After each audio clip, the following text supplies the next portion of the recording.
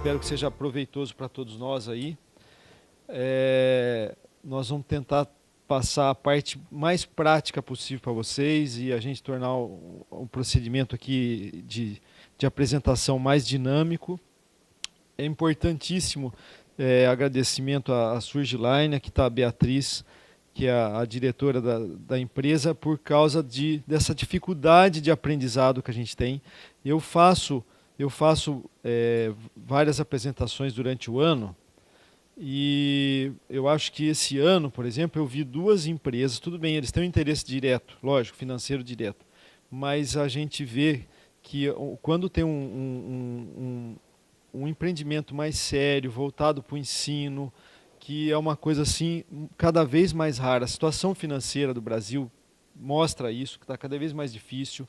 Cada dificuldade aí em vários setores aí, a saúde está dentro disso também, e a gente sabe que a parte de ensino foi ficando pior. Eu acho também, a gente falou um pouco antes, aí, conversando com os colegas, se a gente discutir mais, tirar dúvida, começar a padronizar mais a maneira de atuar de uma maneira correta, as indicações mais corretas, a gente vai começar a quebrar um pouco a barreira dos convênios, né? Nós estamos no momento em que o convênio entende muito de radiofrequência, tá? O convênio sabe muito, porque eu vivi várias eras de radiofrequência, e uma delas, há uns quase 20 anos atrás, que eu tinha que ensinar o convênio o que era aquilo que eu estava pedindo, que eles não sabiam nada. Hoje inverteu, hoje eles sabem muito mais do que o médico que está solicitando, sabe minúcias e eles pegam essas minúcias baseado no rol, como a gente estava falando, e começam a colocar certos empecilhos, certos não, inúmeros empecilhos, a gente fica preso e às vezes não tem as autorizações. E isso não é essa fase que a gente está, porque a radiofrequência ganhou outros campos que não só a coluna, é o que a gente também vai falar aqui hoje, e nós passamos isso na coluna também. A coluna não estava no rol. Estava lá um código de um procedimento, sem falar de radiofrequência e tudo mais. E daí, aos poucos, foi se incluindo, depois se excluindo, e aí foi, mas ela está lá de alguma maneira. E isso vai acontecer com os outros tipos de radiofrequência, porque é uma realidade, não tem como parar isso. O paciente sabe, o paciente quer isso, o paciente vem atrás disso, né? Então, agradecer a todos. A empresa quer falar alguma coisa, Bia? Não, eu queria agradecer também a Óptica, que ela fez a óptica, doação do material para nós. O espaço, né, quem conseguiu para a gente conseguir realizar foi o Dr. Ramon. Tivemos muita dificuldade com os hospitais de Vitória para conseguir fazer esse evento. Não foi fácil, a gente conseguiu aqui graças ao doutor. E também o Dr. Lúcio, que é da SBED. representando a SBED aqui do estado e, enfim, todos vocês que estão aqui com a gente. E o Dr. Zé Luiz, que veio Imagina. Tudo bem, vamos lá. Vamos falar um pouquinho de radiofrequência refrigerada. E antes de falar só da refrigerada, eu vou dar uma noção básica de radiofrequência em geral e vou tentar, como eu falei, tornar a aula mais prática possível. Eu costumo bastante comparar, por exemplo, as diferenças de uma radiofrequência há por exemplo, um outro sistema também de radiofrequência, como um bisturi elétrico, por exemplo. Um bisturi elétrico, um eletrocautério, você não tem controle do campo, você não, até tem, mas ele não é perfeitamente alinhado. A radiofrequência você tem um campo alinhado. Em muitos sistemas de eletrocoagulação você tem que o metal se aquece. Aqui a radiofrequência é um campo eletromagnético que é criado através de um probe, que é uma agulha com a ponta exposta, ao redor do tecido. O campo não está no metal, ele está no tecido. E esse campo ele tem um tamanho, tá? E um limite de tamanho, e ele vai fazer uma ação sobre o tecido. Então, na verdade, para que ela tenha um sucesso, nós temos que ter um íntimo contato com a estrutura neurológica que a gente vai atuar. Ela age em qualquer tecido neurológico, o efeito é é aí que a gente quer. Lógico que ela pode agir em outro tecido também, mas a nosso desejado é um tecido neurológico. Então ele pode ser tanto num gânglio, como de raiz, como até diretamente em região encefálica, ou em nociceptor, ou no meio do nervo. Não importa o ponto, ele vai ter uma ação naquela estrutura neurológica. Tá? E essa ação é eletromagnética, térmica ou existem até outros efeitos físicos que acontecem na parede do nervo, que eu não vou entrar em ação, em detalhe, mas eu queria frisar para vocês que o que é mais importante na radiofrequência é a parte eletromagnética do que a térmica. A gente sempre falou assim, olha, a gente frisa, a radiofrequência, por exemplo, aquela pulsátil que é moduladora, é 42 graus. E há muitos anos a gente vê, desde quem vende isso, ele fala, ó, é a 42 graus, é a 42 graus, porque fica frisando esse número com o intuito de dizer que ela não é lesiva, tá? Quando você faz uma radiofrequência térmica. Mas o que nós vamos entender rapidamente aqui é que é muito mais importante a voltagem para tratar a dor de um paciente do que ela ser 42 graus, ou ser mais ou ser menos. Tá? E a gente vai tentar falar disso. A radiofrequência mais conhecida e a mais antiga é a convencional, que é a térmica ablativa, que tem um efeito térmico aqui mais importante. Normalmente se usa 80 graus, é a radiofrequência convencional, e a diferença dessa radiofrequência é que ela pode variar esse campo de ação. A importância disso, nós podemos criar nós temos um campo, como a gente falou, no tecido, só que esse campo varia com o material que se usa. Uma agulha mais grossa, mais fina, uma ponta exposta maior ou menor, então o campo também é maior ou menor. E às vezes a potência do aparelho, o alcance dele, às vezes você tem exatamente daí essa potência é a parte da voltagem, tá? E toda vez que a gente faz uma área de lesão, ela inicia-se, daí ela estabiliza num tamanho. Esse tamanho é o tamanho considerado isotérmico, isovolumétrico, ele chega num ponto máximo e daí ele não aumenta mais. Então se a gente colocar aqui, por exemplo, como numa gema de ovo, e a gente for colocando temperaturas variadas, também vai ter um campo de tamanho diferente, porque para gerar essa temperatura, a parte de voltagem que foi importante. Na mesma temperatura, se eu deixar por tempos diferentes, ele vai, mas aí ele chega no momento que ele estabiliza. E aí vem uma coisa de extrema importância. A partir daquele equilíbrio de tamanho de campo, isovolumétrico, isotérmico, dali para frente ela começa a se tornar lesiva, porque você tem uma temperatura, 80 graus. E aí, igualzinho, por exemplo, você deixar um bife a mais numa frigideira, por exemplo, ele começa a diminuir. O que é isso? O tecido ao redor, que nem é aquele que você quer atuar, começa a adentrar nesse campo. E você pode agir em tecido mole, e você pode fazer um quadro, você pode fazer uma iatrogenia, você pode provocar dor de tecido adjacente. Então, o que isso quer dizer? É melhor você trabalhar, por exemplo, eu quero fazer mais tempo de lesão no paciente. Eu posso fazer entre 60 e 90 segundos, 2 ciclos. E não um de 120 ou um de 180. Um de 120 ou um de 180 é lesivo. 2 de 60 ele estabiliza, mas age só naquela região que você quer e não vai ter esse efeito shrunk, de encolhimento, de trazer tecidos anexos para dentro desse campo. Então, faz mais sentido da maneira correta de tratar, tá certo?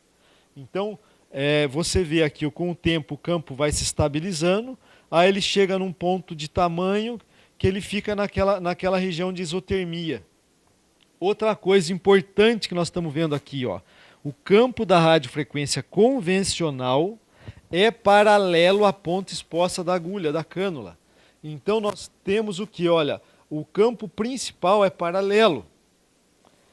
Então agora que a gente tem esse conhecimento, sobre essa radiofrequência, nós já sabemos duas coisas importantes.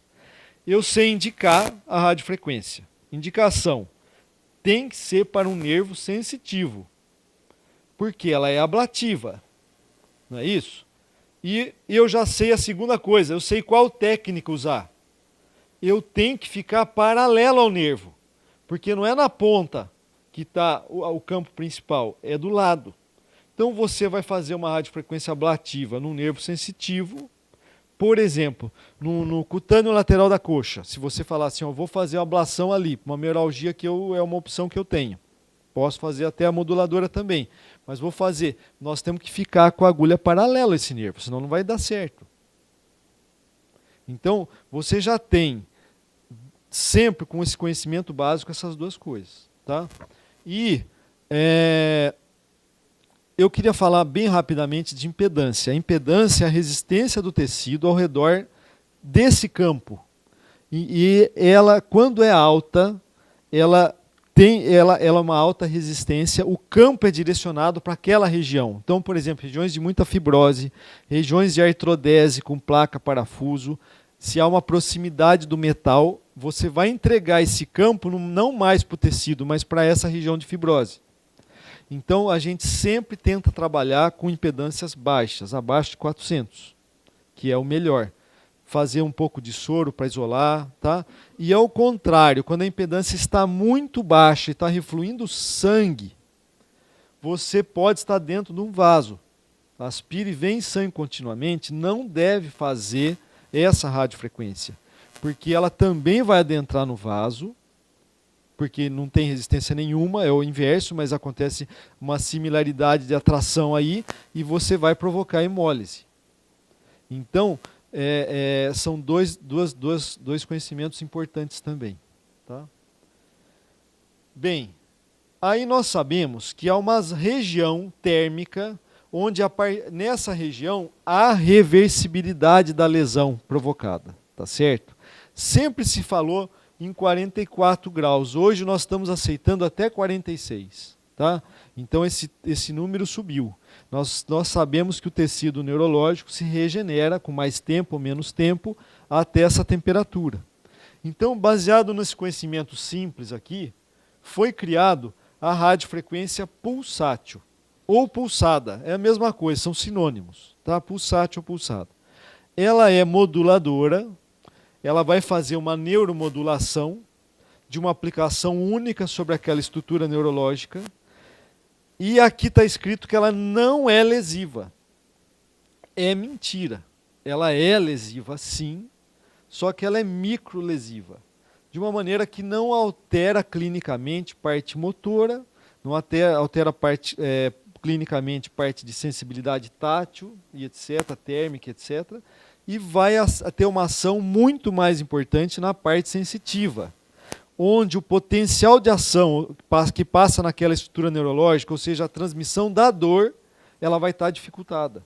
Por quê? Porque são nervos mais finos, e mais delgados as fibras que compõem a estrutura neurológica de transmissão de dor, na parte sensitiva. Então a térmica e tátil é mais resistente a esse campo. Então você consegue fazer uma analgesia. Quem foi o descobridor dessa radiofrequência? Na verdade, foram dois, o Dr. Sluder, que é considerado o pai da radiofrequência pulsátil, e o Dr. Cosma. Né? Ambos juntos fizeram vários modelos e foram fazendo o desenvolvimento dela. É que parece que quem viveu mais em cima da radiofrequência pulsátil vive até hoje. Hoje lá o Dr. Sluder, até hoje ele trabalha com o paciente, além de trabalhar como cientista, onde ele atua com essa radiofrequência em inúmeros campos.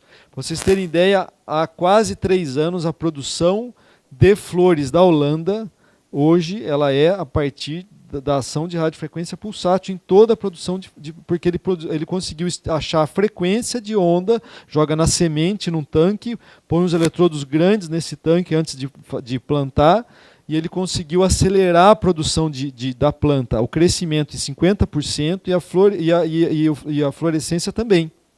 Então você tem hoje uma produção muito mais rápida, 50%. mais. Não é pouco, não. Tá?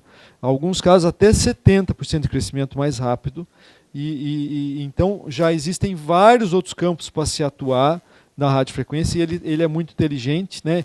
Ele é muito vivo, ele tem tudo isso patenteado, lógico, e existem aí vários campos ainda para a radiofrequência pulsátil. Né? Os mecanismos na glia são, parece, os físicos mais importantes, mas geralmente é essa microlesão. Essa microlesão é que vai dificultar a transmissão da dor. E você, para ter essa microlesão, porque também existem outros mecanismos imunológicos, de alteração de interleucina, de liberação de interleucina, e aí vai. Existe até uma modalidade sendo criada de mudança da estrutura genética, baseada exatamente nessa, que já tem essa atuação em plantas. Tá? E ela está em desenvolvimento também em animais. Mas o que é importante para a gente entender é que nós temos também, quem vai fazer essa microlesão, que clinicamente ela não vai trazer transtorno nenhum para a neurofunção daquela estrutura neurológica que a gente está aplicando, é a voltagem. Se você trabalhar com voltagens menores que 45, você não vai fazer quase nada dessa microlesão que você quer. Então, o que vai acontecer? A analgesia vai ser curta, 3, 4 meses. Tá? Se você trabalhar numa faixa entre 45 e 60 volts, dependendo da estrutura, você vai ter 1 ano, 1 ano e meio, às vezes 2. Então, você consegue ter uma microlesão sem alteração clínica da neurofunção do paciente, e é aquilo que você deseja. Tá? Outra coisa, o campo é na ponta da agulha. Olha a comparação com a convencional. É lá na ponta. Então, baseado nesses conhecimentos falados agora, nós também temos 2 coisas. Indicação. Indicação é o quê? Um nervo misto. Um nervo motor junto. Tá? Que ele tem fibra sensitiva e motora. Essa é a indicação dessa radiofrequência. Tá? E nós já sabemos a técnica agora. A técnica tem que ser em 90 graus nessa estrutura neurológica, porque nós queremos ir na ponta e não no paralelo. Então, no mesmo cutâneo lateral da coxa, uma meralgia parestésica, se eu resolver fazer pulsátil, eu vou perpendicular e não vou paralelo. Então, a gente tem que ter esse conhecimento para indicar a técnica adequada. Tá? Então ficam os campos dessa maneira aqui que a gente falou. A pulsátil é perpendicular ao nervo e a convencional é paralela. Tá certo? E, olha, por exemplo, classicamente, a denervação facetária, você está paralelo ao ramo médio. Tá certo? Já um nervo misto, motor e sensitivo, que você vai fazer, por exemplo, supraescapular para uma analgesia de ombro, você tem que ir perpendicular ao nervo. Tá? Um occipital menor, que você não vai denervar, só vai fazer a neuromodulação, perpendicular ao nervo. Tá? Se eu for fazer uma trigeminalgia, posso fazer as duas, eu posso fazer a ablativa no trigêmeo e posso fazer a pulsátil.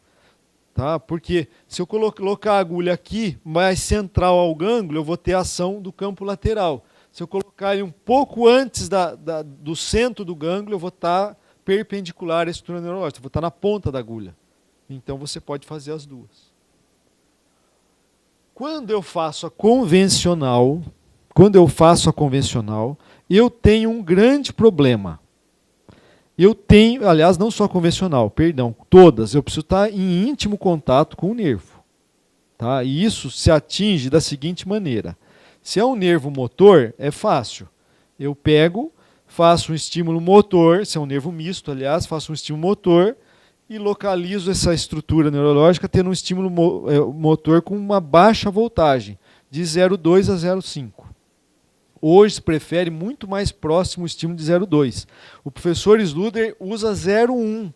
Ele prefere estar dentro do nervo para fazer a pulsátil. O efeito é melhor ainda.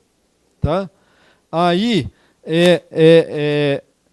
e a convencional vai ter que, como é no nervo sensitivo, ou você vai ter um estímulo sensitivo, que é o certo, tá?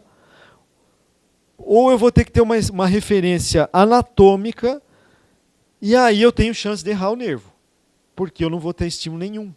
Vamos supor que o paciente está mais sedado, ou, o que é mais importante?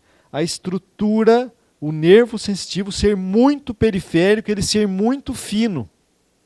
E eu tenho chance de estar do lado, mas não estar em íntimo contato com o nervo, então não vai dar certo. Aí a opção, nós temos duas. Vamos tentar fazer o quê? Aumentar esse campo.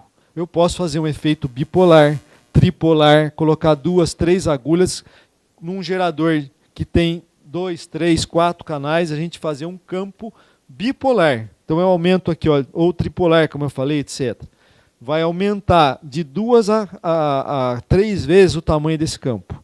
Só que também, se eu passar de 8 milímetros, quer dizer, geralmente a gente trabalha no máximo, eu procuro algo perto de 0,5, meio centímetro.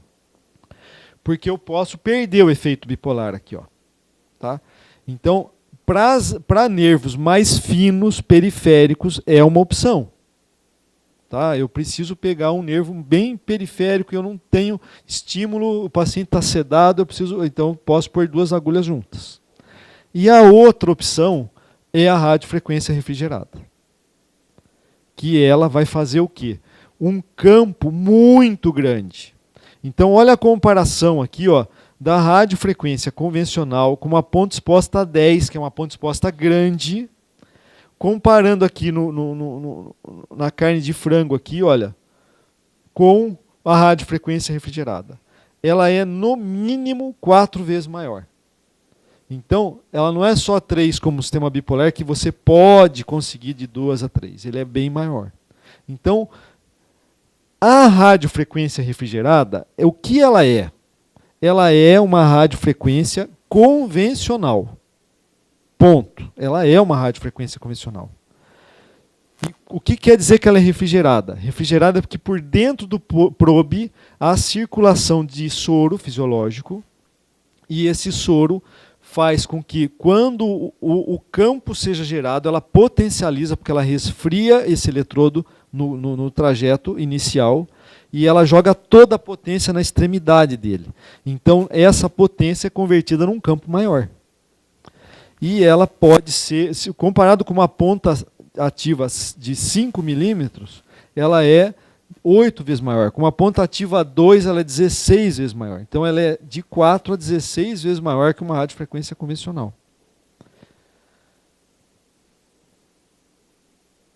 Outra coisa importante é o seguinte. Como ela é uma radiofrequência ablativa, ela vai ter o quê? Uma isotermia igual a gente falou da radiofrequência convencional. Ela vai ter um limite idêntico. Só que, normalmente, a gente, os trabalhos que foram feitos, eu sempre aponto para o Rodrigo aqui da óptica, porque é uma pessoa que participou um pouco disso. Há uns quase 20 anos atrás também, eu cheguei a ser consultor da Baylis no Canadá, que foi quem desenvolveu essa tecnologia, e fiquei como consultor no Brasil por 9 anos. Visitei a fábrica, vi vários experimentos sendo feitos, e, na verdade, o que aconteceu? O Rodrigo não é tão velho assim, ele é mais novinho, mas ele viu um finalzinho disso. O que acontece? Tentaram várias opções de temperatura, e a estabilização do campo nesse tamanho e com mais sucesso nesses nervos periféricos se deu a 60 graus. Então, a radiofrequência convencional, você pode fazer também na convencional a 60, mas vai ter um campo menor, a não ser que você dê mais tempo, porque vocês lembram naquela comparação da gema do ovo, quando eu vou dando mais tempo, o campo vai aumentando. Essa daqui, também, você tem que, a partir do momento que atingiu 60 graus, você tem que dar pelo menos 1 minuto e meio. Então, o tempo total de lesão, se ele tem uma ascensão de temperatura normal, vai dar 2 minutos e meio. Ele demorou 1 minuto para chegar a 60 graus, e depois de 60 graus ele começa a crescer até que ele fica isotérmico em 1 minuto e meio. Então, a gente dá mais tempo por lesão do que numa radiofrequência convencional, em virtude dessa temperatura mais baixa, que foi nos trabalhos exaustivos ali, colocado como a de melhor qualidade para essa terapia. Tá certo? Outra coisa, olha só para vocês verem, ó, tanto faz se é ponta ou lateral, esse campo ele é jogado ao redor do eletrodo, da ponta do eletrodo. Então, baseado nisso, também nós já sabemos duas indicações, duas coisas básicas. O que é? A indicação é nervo sensitivo. Inclusive os periféricos pequenos, bem estreitos. E nós já sabemos a técnica.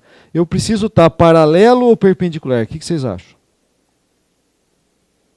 Tanto faz. Tanto faz. Eu posso estar paralelo ou perpendicular. Então, para eu fazer uma denervação no nervo genicular do joelho, eu posso vir aqui de frente, ou eu posso vir mediano, lateral, acesso que eu quiser. Não vai ter problema nenhum.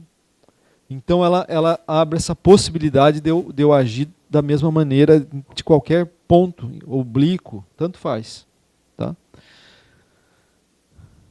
E aí, por exemplo, alguns exemplos de ação em nervos periféricos sensitivos bastante finos, né? Como, por exemplo, sacroiliaca, que é uma inervação muito importante, difícil, que envolve de 10 a 12 nervos sacrais sensitivos, ramos sacrais sensitivos, e que estão em volta dos forames externos de S1, S2, S3 e alguns ramos médios de L4, L5, L5, S1. Então a denervação ela não tem muito estímulo, porque é um nervo muito difícil de ser localizado, e a região é dolorida. Se você estimular o paciente, vai dizer que está doendo ali. E às vezes você está em ligamento, não está em cima do sacro só, e ele vai dizer que está doendo e você não está denervando nada. Então eu preciso de um campo maior. Tá? A mesma coisa na faceta torácica, que se você perder a ziga apofisária aqui, ó, essa divisão, ele se divide até em 7 ramos. E aí, antigamente, quando a gente começou, a gente fazia 7 pontos numa faceta torácica. Depois passamos para 5, e agora a gente tem esse único ponto. Tá? A parte posterior do ânulo fibroso, onde você tem lá a região autonômica, os sinovertebrais, e você vai fazer uma denervação e até uma desidratação do ânulo fibroso para fazer a anuloplastia, fazer a solda biológica de uma fissura. É uma ação porque eu preciso de um campo grande para estar atuando naquela região. E esse campo se dá a partir, inclusive, de um efeito bipolar de uma radiofrequência refrigerada, que é a transdiscoplastia, ou a biacoplastia. Para vocês terem ideia da importância desse campo, não está ainda patenteado na Anvisa, não sei nem se está em registro, não está em registro, mas nos Estados Unidos, e na Canadá e Europa, existe um sistema que é o OsteoCool. O que é isso? Quem trabalha com coluna sabe que um dos procedimentos que a gente tem mais realização em fazer em termos de dor é uma vertebroplastia. Ou seja vértebro, seja caifoplastia, não importa a indicação agora falar disso, não vamos falar aula sobre isso. Mas para tirar a dor do paciente em questão de algumas horas, porque você faz uma denervação dos nociceptores intraósseos presentes na fratura. Há um alívio da dor rápido. É muito bacana, é um procedimento bem indicado. As fraturas agudas, que é a indicação, é uma indicação maravilhosa. Você realmente alivia a dor do paciente. Então, nos pacientes que têm a fratura do muro posterior, e que a gente tem medo de fazer e não deve fazer mesmo, se arriscar ali, porque você pode ter invasão do cimento no canal medular, há o OsteoCool, onde você coloca o probe, ele tem uma ponta exposta de 20 e ele faz um campo gigantesco, ele faz a denervação. O paciente sai com o mesmo alívio, porque é a mesma coisa. Um fez químico e o outro fez com eletromagnético. Tá? É um campo eletromagnético, a ação é a mesma. Antes de eu passar para as técnicas específicas, tem uma coisa que eu preciso citar. Ó. É muito importante entender que a radiofrequência refrigerada tem um item a mais. Ela tem profundidade. Isso é muito frisado em todos os trabalhos, a profundidade. Porque você, às vezes, tem a inervação sensitiva, por exemplo, da sacroiliaca, aqui embaixo. Tá? Por que aqui embaixo? Essa placa aqui, ó, não é o periósteo. O periósteo é onde está o nervo. Essa placa óssea é oxalato de cálcio depositando e fazendo osteofitose ao redor dessa articulação. Ele está encobrindo o nervo. E você põe uma agulha convencional ali, você gastou dinheiro para o convênio, você invadiu o paciente, mas você não chega a esse campo em profundidade. Tá? E a radiofrequência refrigerada, ela faz profundidade. Então isso é muito importante. Exatamente porque ele é jogado anteriormente e ao redor desse eletrodo. Tá? Então é muito, muito diferente. Como a gente tem hoje nós vamos ter, os pacientes são do Dr. Ramon e nós vamos estar passando para vocês os procedimentos, é sacroiliaca e joelho. Depois nós vamos falar dos nossos pacientes que estamos aí. Eu vou falar um pouco dessas técnicas especificamente. Vou falar de sacroiliaca e vou falar de articulação, um pouco de tudo. Tá? Isso vai demorar umas 7, 8 horas e o Ramon diz que o centro cirúrgico fica livre, fica para a gente até às 14. Então está bem no horário. É rapidinho aqui. Vamos passar. A sacroiliaca, ela sempre foi menosprezada numa maneira geral. Ela não existia, a sacroileite, na clínica. Porque todos nós sabemos da nossa vida também, nós fomos aprendendo muita coisa graças a Deus, nós estamos aprendendo a cada dia alguma coisa. Então, o que era o mais comum? O paciente vinha com uma dor lombar, ressonância, não tem nada. Vai fazer fisioterapia, isso não é nada. E manda embora. Mas é aquela dor insuportável, que vai limitando a vida da pessoa, aquela pessoa que vai ficando desacreditada de todos e de toda a família não acredita mais nessa pessoa, e porque é uma articulação, é a maior articulação do corpo entre dois ossos, ela é muito álgica quando há sacroileite, né, e a pessoa fica numa limitação que ela não tem postura. Às vezes, deitada ela já não suporta, virar na cama não suporta. Sendo mais clássico é ficar o sentado, que dói bastante. Né? Então, existe também uma colocação assim, ó. A 80% dos pacientes que fazem artrodese lombar ganham uma sacroileite. Existe essa colocação.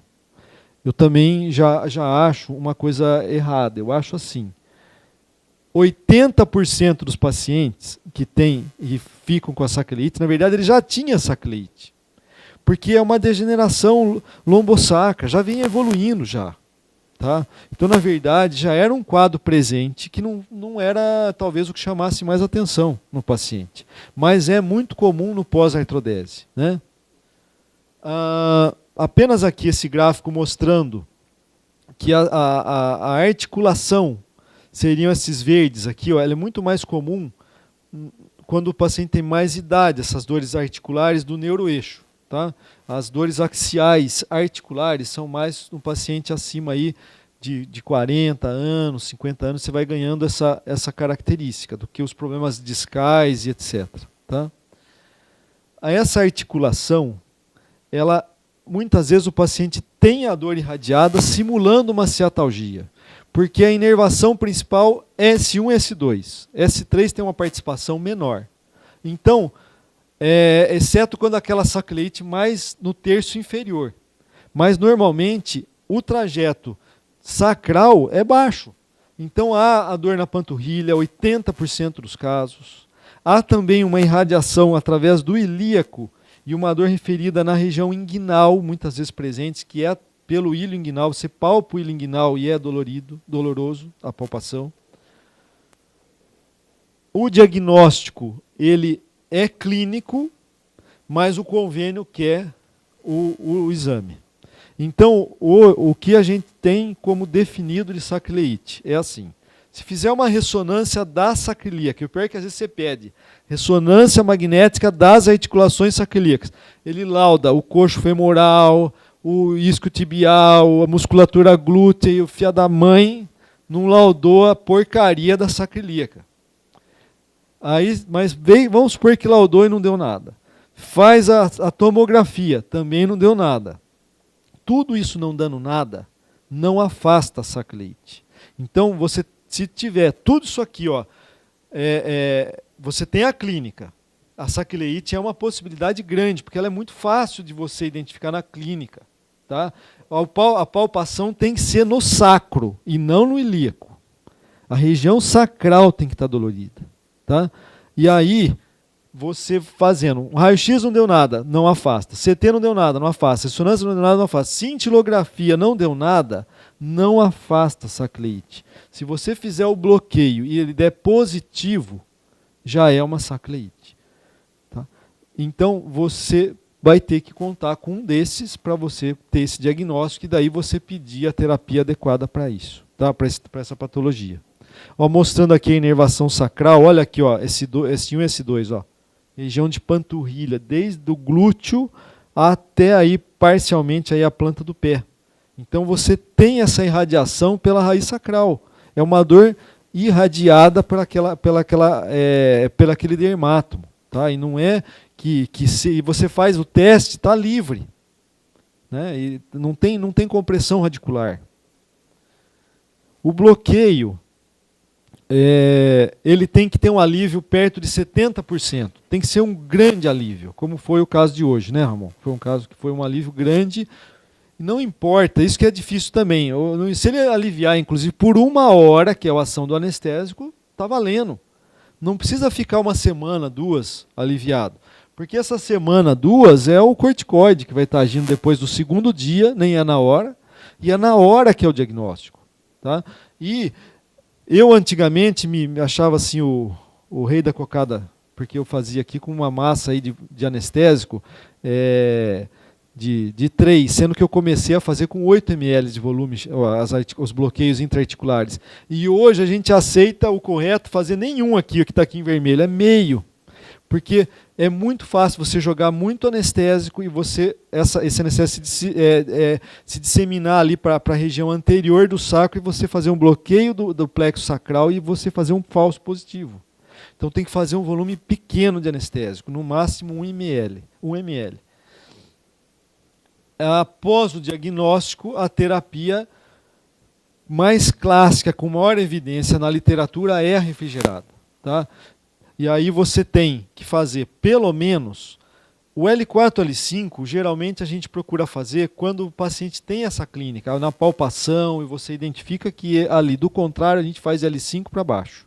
L5, S1, que é o ramo médio, e aí ao redor dos forames sacrais, os forames posteriores, e sempre com a agulha em contato com o sacro, e não com o ilíaco. Se você fizer sobre o ilíaco, você pode fazer desinserção de musculatura e lesão muscular na musculatura glútea, glúteo máximo ou médio, e você pode ter o paciente com muito mais dor. Você fez uma iatrogenia. Então você tem que sempre trabalhar em contato íntimo com o sacro. Tá? E normalmente é assim, olha, do lado direito, um esqueminha aqui, ó, 10 horas, 4 horas, 5, perdão, 2, 4 e 5. Tanto em S1 e S2. O S3, geralmente 2 horas e 4 horas, não precisa mais do que isso. Então seriam 3 pontos ao redor de cada forame de S1 e S2 e 2 pontos do S3. E do lado esquerdo é 10, 7 e 8. É o espelho do relógio. Tá? Você pega esses pontos. E aí a gente começa a fazer ponto a ponto. Tenta fazer um oblíquo crânio caudal do raio para a gente ter aquela visão do tigre, tá? Não sei se vocês estão vendo o tigre, mas aqui vamos fazer de conta que vocês estão vendo, só para não me atrapalhar a aula, por favor. Aqui, ó, é o olho de um tigre, o outro olho, a cabeça, a orelha, ele visto de frente, o focinho do tigre. Aqui é outro tigre, ó, 2 olhos do tigre aqui, ó. Então é um tigre em cima do outro. S1, S2, S3. Outra coisa importante de sacroiliaca, perguntar para o paciente se a dor dele é presente durante a evacuação, ela também piora. Porque a sacro ilíaca, posteriormente, é inervada pelos ramos sacrais e anteriormente é pelo plexo autonômico, que seria o hipogastro inferior. Então, se o paciente na evacuação tem dor, aquela dor muito rica e irradia para anos também, você está com degeneração também na região anterior da sacro ilíaca. Alguns pacientes vai ter que se fazer a denervação anterior do sacro também, do hipogastro. E aí é importante você ter essa identificação.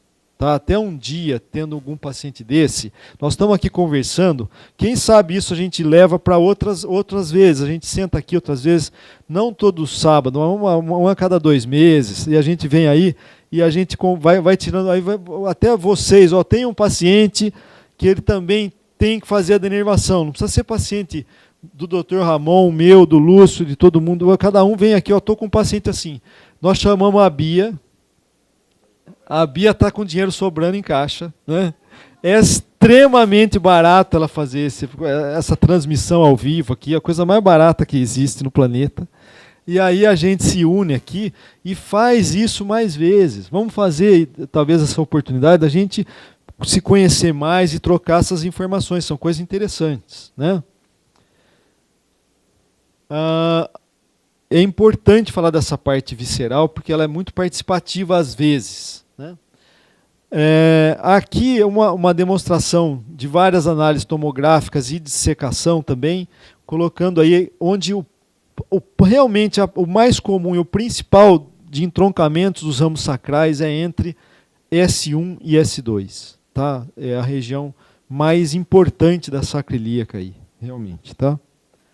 O professor Sluder, ele não faz denervação, é o rei da pulsátil, ele pulsa o gânglio da raiz de S1 e de S2.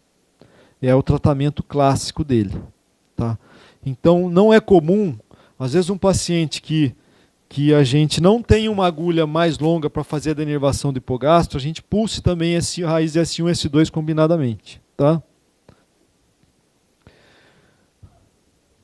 O procedimento é aquele clássico que a gente falou, com o raio crânio-caudal, que é esse aqui, ó.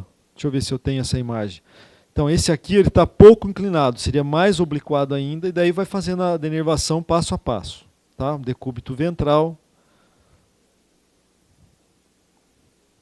Bem, outra coisa que eu queria falar para vocês é o seguinte. Existe... Muitas vezes, a sacro ilíaca é tão complexa que às vezes nós temos também outros participantes dessa dor do paciente. Nem é bem a sacroileite, ou não é a sacroileite. Então, já aconteceu de eu denervar a sacro ilíaca e o paciente manter-se com a mesma dor. Mas ele tinha laudo, às vezes, evidente, de tomo, com infiltração gasosa, a corrosão óssea, então uma degeneração bem ativa, tá? Fizemos uma denervação tecnicamente correta, aí são diagnósticos de exclusão. Às vezes há alteração álgica por presença de ligamento, de dor de ligamento. Então aí virou gato e rato. A gente põe o paciente no centro cirúrgico depois, e não só uma vez, provavelmente, a gente vai tentar caçar cada um desses ligamentos com agulha, contrasta o ligamento, faz o anestésio naquela massa de 0,5 no ligamento, para identificar qual é o ligamento que sobrou a dor do paciente ali participando daquela dor. Aí realmente é a exceção da exceção. É muito raro fazer isso. Né? Vou falar agora de articulações. Neurotomia nas articulares. Da sacro ilíaca, ou do que a gente falou até agora, tem alguma dúvida? Quer perguntar alguma coisa? Não. Então vamos lá. Articulações. Articulações é o seguinte. Indicações para fazer a radiofrequência. É dor. Não importa se é osteoartrose, tendinopatia, bursite, não importa o que seja. Uma instabilidade anatômica ou mecânica, não importa a causa, é a indicação de tratamento da dor. Tá? Isso tem que ficar claro, porque eu convivo também com os colegas ortopedistas que graças a Deus a gente tem um bom convívio, mas assim, ó, tem aquele que na cabeça dele, o paciente, por exemplo, fez uma prótese de joelho, está com dor. A premissa fala, não tem algum problema na prótese, não tem uma outra causa envolvendo ali infecciosa, etc. Vamos trocar essa prótese, chega aí, vamos trocar a prótese. Mantém a dor na segunda. É o mesmo raciocínio, o raciocínio não muda. Então, o que a gente quer colocar isso para vocês é assim, não estamos entrando, isso tem que ficar claro para o mundo, se o diagnóstico e o quadro do paciente é cirúrgico ou não. Nós não estamos tirando ele de cirurgia, não tem nada a ver. O paciente pode ter uma ótima indicação cirúrgica e pode ter uma ótima indicação de continuar trocando as próteses. O que nós estamos falando é uma terapia para dor. Porque o que às vezes tem muita coisa a mais do que uma articulação ali. Às vezes a vida do paciente não é nem médico o problema. O momento dele não é cirúrgico. Ele tem uma viagem para fazer, ele tem uma tese para defender, vai visitar um filho não sei aonde, sabe? A mulher está com câncer, mas ele não precisa ficar com dor. Então precisa estar bastante claro que o médico intervencionista em dor, ele não está sendo contrário a nenhuma técnica cirúrgica indicada para aquele caso. Nós estamos colocando bastante clareza que a nossa terapia é para dor, ponto. Então, independente da clínica do paciente. E isso é uma coisa importante porque é aquilo que eu acabei de falar no começo para vocês. No dia a dia o paciente já sabe disso. E se você fechar e bater em cima dele que é só a cirurgia, e se você colocar, não, realmente é cirúrgico, mas eu já entendi que você não pode ser operado agora, então vamos te dar uma analgesia aí por 6 meses, 1 ano, e depois você opera, esse paciente continua com você. E se você bater que ele vai ter que operar, e só isso que você vai fazer por ele, você vai perder esse paciente. Então é uma coisa simples. É inteligente pensar assim, não é burro, é o contrário. E as contraindicações são aquelas clássicas de qualquer procedimento intervencionista. Recusa, infecção, doença sistêmica e etc., coagulopatias, tal, é tudo a mesma coisa. Vamos começar pelo quadril. Hoje nós não teremos um paciente de quadril, mas nós estamos querendo fazer o próximo com esse evento, que é um evento barato, que eu falei para a Bia aí. Nós vamos trazer quadril, ombro, vamos trazer outras articulações também. Tá?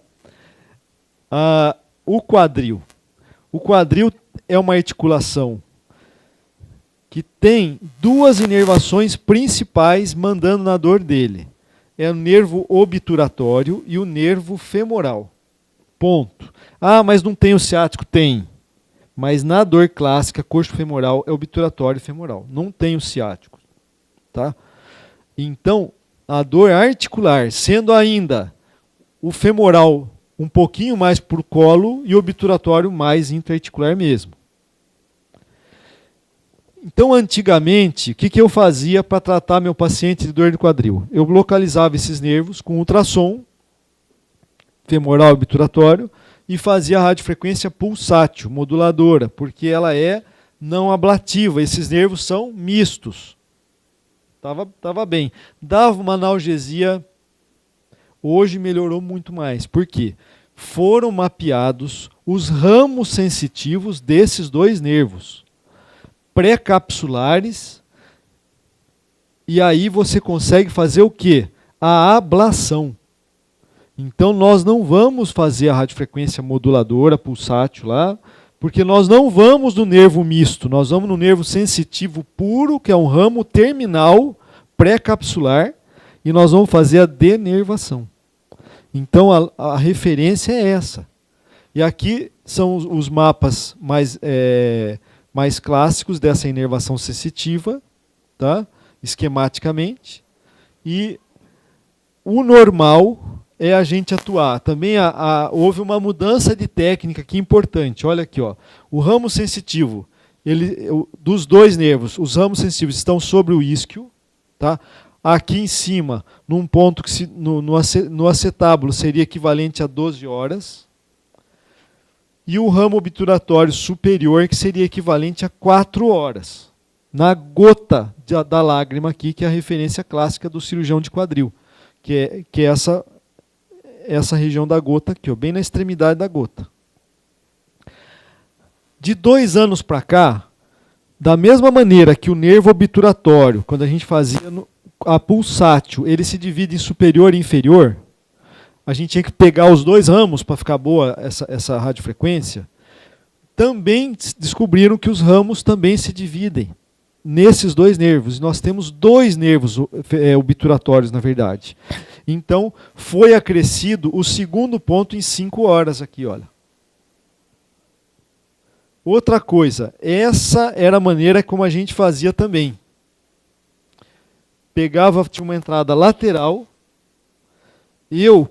Quando eu não tinha ultrassom para monitorizar a agulha, que muitas vezes, a maioria das vezes você não tem, a gente tateava o colo do fêmur, todo o trajeto, extremamente seguro. Não vai pegar nunca a artéria. Você está muito mais profundo que ela e vai até localizar a agulha no ponto final. Era a maneira como a gente fazia. Isso também já mudou. De 1 ano e meio a 2 para cá, o acesso clássico ao nervo obturatório inverteu e também do ramo femoral ficou mais alto. Então agora a gente vai o obturatório sobre o isquio. Então o ponto de entrada é aqui, assim, ó, bem medial à coxa, no isquio. Vai sempre tendo o isquio embaixo. Pode ir tateando ele até a gota em 4 horas, depois abaixo da gota em 5 horas. E o femoral aqui em cima. Tá? Você entra acima da crista ilíaca anterosuperior. Tá? Faz a ablativa, 2 minutos e meio cada ponto. E aqui não precisa puncionar 2 vezes. Você só bate 4 horas, faz a denervação lá, recua a agulha, faz a mais atrás aqui. Tá? É uma técnica bastante simples. Que dia foi que a gente fez lá, Rodrigo? O último lá em Campinas, lá. Foi dia 22, nós fizemos um quadril com 2 artroplastias. Então, o paciente pós-cirúrgico, a gente fez a denervação no paciente pós-cirúrgico, bilateralmente, que ele era um paciente com uma fixação de uma artrodese, uma tinha 16 anos, a prótese boa, não tinha absorção óssea estável, e a outra tinha uns 8 anos. Então, é tratamento de dor só. E um paciente clinicamente cheio de complicação. Cardiopata grave, DPO-cítico grave. E a gente, então, é uma indicação maravilhosa para tratamento da dor. Tá? Joelho. Joelho, nós temos também o seguinte. O joelho já é inervado pelos 3. Femoral, obturatório e ciático. Então nós temos as 3 inervações. Tá certo? Antigamente, a gente pensava assim, ó. Região da dor do paciente é mais medial ou anterior, pulsava o nervo femoral. Às vezes pulsava o obturatório se a dor era muito medial. Fazia um raciocínio bem... Só pulsava o nervo. Tá? E quando tinha os cistos de Baker, uma dor mais posterior, a gente pulsava o ciático. Hoje, de novo, não. Agora a gente tem o mapeamento dos nervos geniculares, que são nervos sensitivos puros, não mistos, periféricos à articulação, e fazem a inervação dessa articulação de maneira extracapsular. Por que eu fico frisando extracapsular para vocês? Porque qual que é o problema de se ficar infiltrando o joelho? É a hora que não chegou à conclusão que precisa fazer a prótese no paciente, você colonizou já esse joelho. Você já levou um monte de bactéria para esse joelho. Então há um temor, de uma maneira geral, nos ortopedistas, de ficar fazendo infiltração repetitiva. Né? Então, o que a gente tem que frisar? Nós, mesmo no paciente com prótese, nós não vamos invadir a prótese. Tá? Nós não vamos ultrapassar a linha de cápsula. Então, nós vamos estar extracapsular. Então, há muita segurança com relação à infecção. Isso tem que ser frisado. E a inervação, olha como é interessante o nervo genicular. Ele se enovela ao redor da articulação. Eles se enovelam na região supracondiliana e infracondiliana, então suprafemoral e infratibial.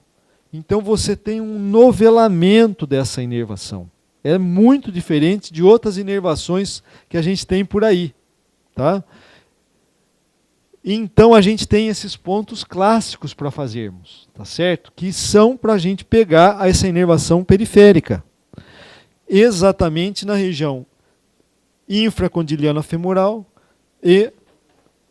supracondiliana femoral e infracondiliana tibial, sendo que pode fazer lateral e medial no fêmur, e só do lado tibial, não se faz o lado da fíbula, porque o fibular comum é motor e você pode ter sequela motora. E é o protocolo clássico, mundialmente é esse o protocolo. E questão também de 1 ano e meio, por aí, acho que até mais, porque foi em abril de 2014, que foi introduzido o nervo genicular superior femoral. Apenas se faz esse quarto ponto aqui em cima, se na mesa o paciente pré-procedimento, a palpação da região superior da patela for dolorosa. Daí se faz. Se não tiver dor nessa região, não precisa. Você pode trabalhar só com os 3 pontos. Tá? Outra coisa, vamos supor que o paciente só tem aquela dor infratibial ali, que é muito clássica. Todo mundo tem essa dorzinha medial, o paciente que já tem um quadro já arrastado. Não adianta só denervar aquele ponto. Tem que denervar no mínimo os 3 pontos. Porque como eles se enovelam, há uma como se fosse uma transmissão que ele acha um outro caminho para transmitir a dor. E continua doendo no mesmo lugar. Então você tem que sempre fazer no mínimo os 3 pontos. Pode-se fazer aqui a técnica clássica, que é o acesso anterior, sendo que no perfil você para bem na região central do côndilo, infra e supracondiliano. Tá certo? Então, deixa eu ver. Ela vai adiantando lá, né? Perfeito. Aí, pode ser feito também em perpendicular, como a gente já falou, porque é refrigerada, tanto faz. Tá? Eu já fiz sistema bipolar também. Só que, por exemplo, ó, essa agulha aqui, ó, ela está um pouquinho obliquada. Para refrigerada, você pode vir até mais obliquado, está na mordomia, está tudo certo. Mas para convencional tem que ser esse paralelismo com o platô. Senão não vai funcionar mesmo você fazendo uma bipolar. Então tem que ter uma técnica bastante, nesse caso, parece simples, mas tem que estar bastante correta para a gente ter certeza da efetividade. E aí, às vezes, eu recebo a foto do colega que fez e está com essa agulha, uma radiofrequência convencional, nem bipolar e ela vindo assim de cima para baixo. Aqui, ó. Então não é que ele veio, o acesso continua anterior, mas ele não ficou paralelo ao platô. Porque o novelamento é paralelo ao platô. Então, aí a técnica foi errada. E a radiofrequência refrigerada favorece a gente não precisar fazer isso. Tá? E é também muito, muito comum. Nós temos um caso que a gente mandou para o Congresso, né, Luiz? Que ela estava indo para a 3ª prótese. E o médico, nesse caso, ele não tinha certeza se ela precisava dessa 3ª prótese. Ele estava incomodado em pôr essa 3ª prótese no paciente. E aí a gente fez essa denervação e ela está há 9 meses com uma analgesia aí, pelo menos aí vamos supor, a dor dela era 9, 10, ela fala que praticamente está sem dor. Então nós temos uma evolução já de acompanhamento grande de alguns casos aí. Pé. O pé, basicamente, nós vamos entender o seguinte. O pé, basicamente, é inervado por dois nervos. O tibial posterior, que na verdade ele vira calcâneo, então eu vou falar do nervo calcâneo, e o fibular profundo. É isso que nós vamos falar dele. Tá? Ah, mas tem o safeno, tem, mas aí é a neuralgia do safeno, é específico, ou até a joanete do paciente, que daí você vai ter que fazer uma denervação do safeno no subcutâneo. Mas o clássico do dia a dia nosso é isso aí. E aí nós temos basicamente que dividir a dor assim, ó.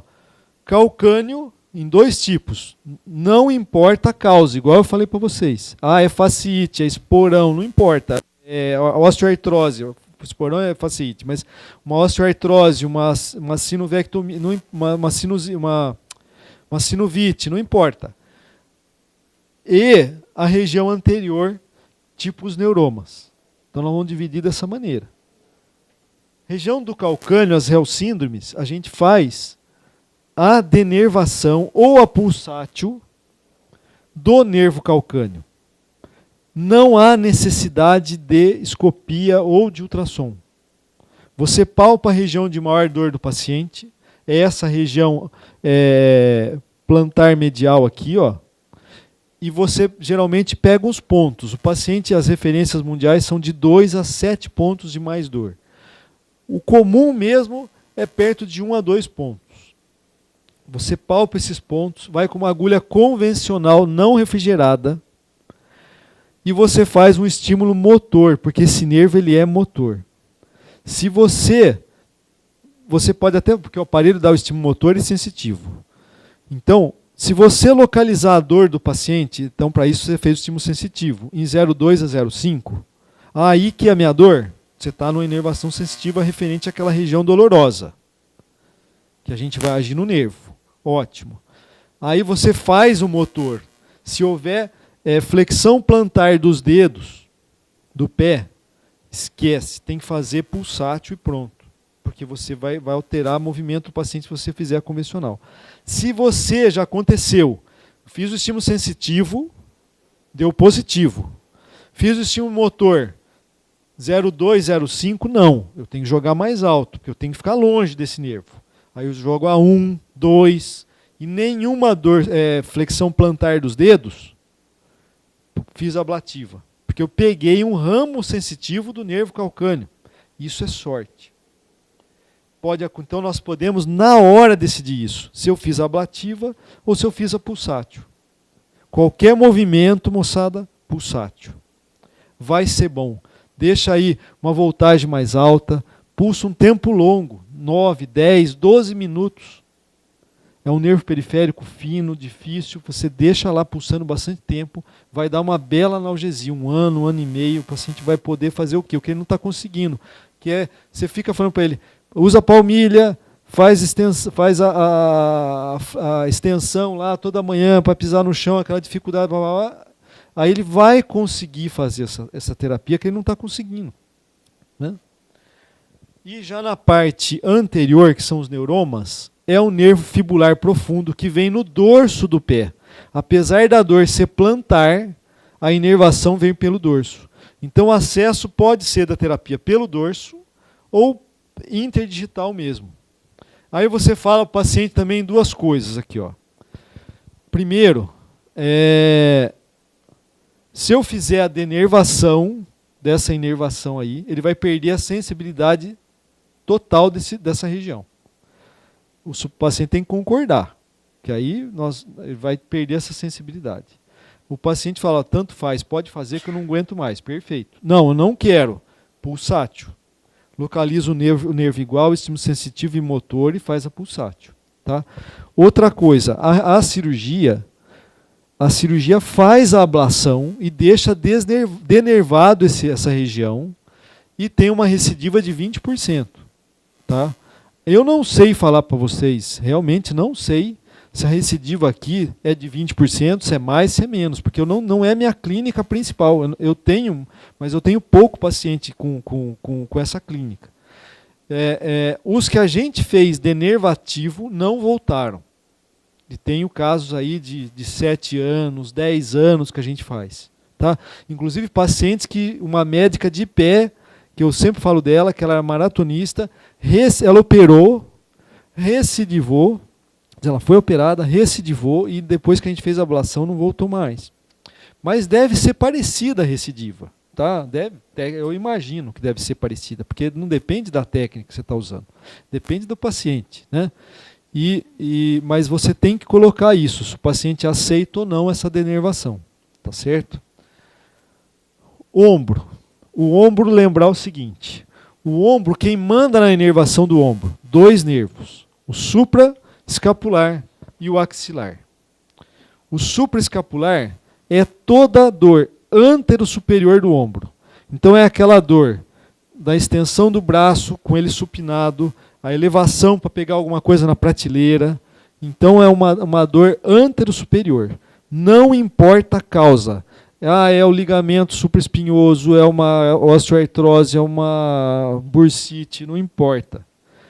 É analgesia para dor. Só que nós ainda não temos mapeados os nervos sensitivos. Esse foi um esboço que não deu certo.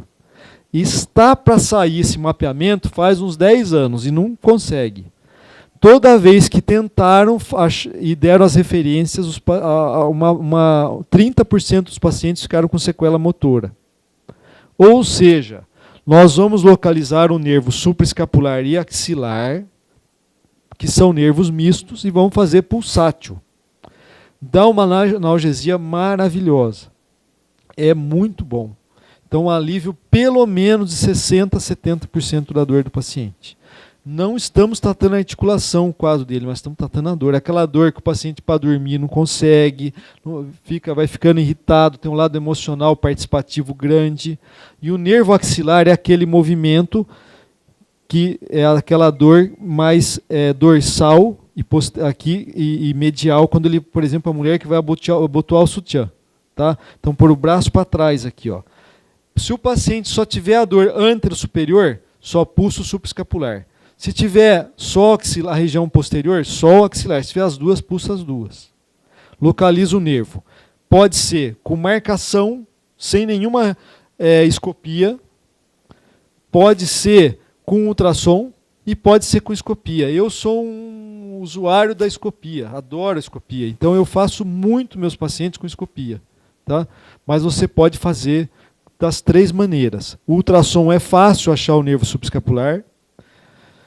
E o nervo axilar da mesma maneira, só marcação, ou escopia, ou ultrassom. Eu também gosto, o ultrassom é um pouco mais difícil, mas aprendi muito a fazer com escopia, como eu faço hoje. Por exemplo, esse aqui foi um bloqueio diagnóstico. Para tudo isso aqui, a gente faz bloqueio diagnóstico. Eu tenho dúvida no genicular, será que vai ficar bom? Meio cc nos 3 pontos, se doer a região subescapatelar, meio cc de lidocaína ali também.